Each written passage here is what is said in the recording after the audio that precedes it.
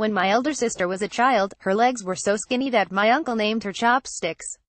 All of his 6 children were slim, but my sister's bony, spindly legs took the cake. Obesity was far from her problem. Mothers then worried about feeding children the right nutrients for growth as well as to fatten them up.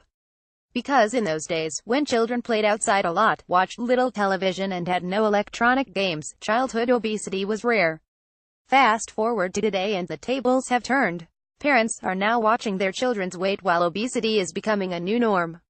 There are now 10 times more obese children than there were 40 years ago globally, according to a new study in medical journal The Lancet, released for World Obesity Day last week.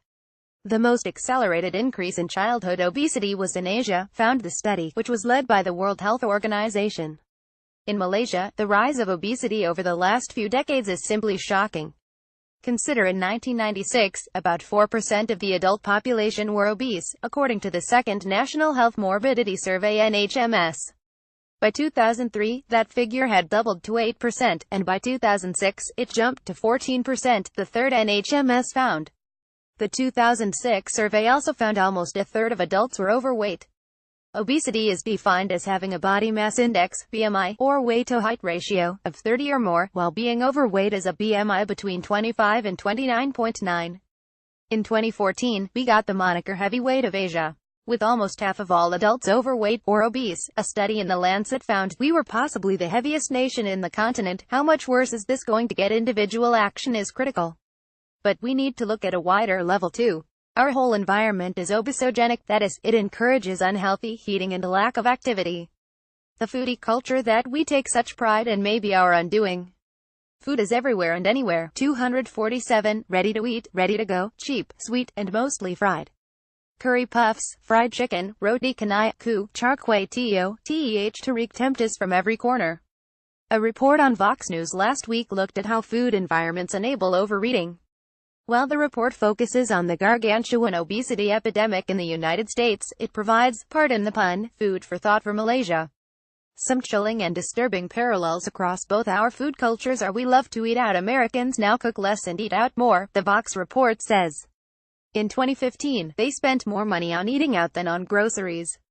Research shows people typically eat 20% to 40% more calories in restaurant meals than with home-cooked food. Almost 2/3 of Malaysians eat at least one meal outside every day. And even among that only a third who eat at home, 13% have a meal originating from outside, a study by Taylor's University found. In comparison, only 1 in 5 meals are eaten out in Spain, while in Germany, it is 1 in 7. We slurp down sweet drinks. Americans love their sweetened, fizzy drinks. We love sugar-loaded tea and coffee. We also love sweet-flavored milks, juices, and sweet soya milk.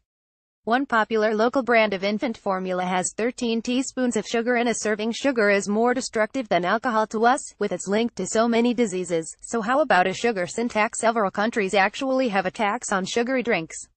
The Malaysian government is currently studying Mexico's tax, which led to a drop in consumption of sweet drinks by 10% in 2016, but would our tax cover sweetened condensed milk, a local favorite with tea and coffee? We don't eat much fruit or vegetables. When it comes to eating veggies, Americans mostly eat potatoes and tomatoes. There's a supply problem. We live in a luscious cornucopia of colorful fresh produce, yet, only 1 out of 15 Malaysians eat enough fruits and vegetables. The Ministry of Health started a campaign to get us to eat more fresh produce last year. How about schools providing some fresh fruit? We blitz kids with junk food ads. Multinationals spend billions on junk food advertising. Children growing up in the United States and here see these ads every day.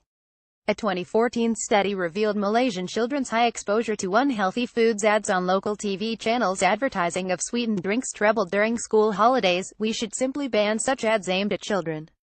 We need to protect our children from products that cause ill health. Who would agree to cigarette advertising aimed at children? The obesity problem is a huge one, and it's going to take big actions, including hard policies and tough taxes, to see real change. Mongwi Balasegaram writes mostly on health, but also delves into anything on being human. She has worked with international public health bodies and has a master's in public health. Write to her at star2@thestar.com.my.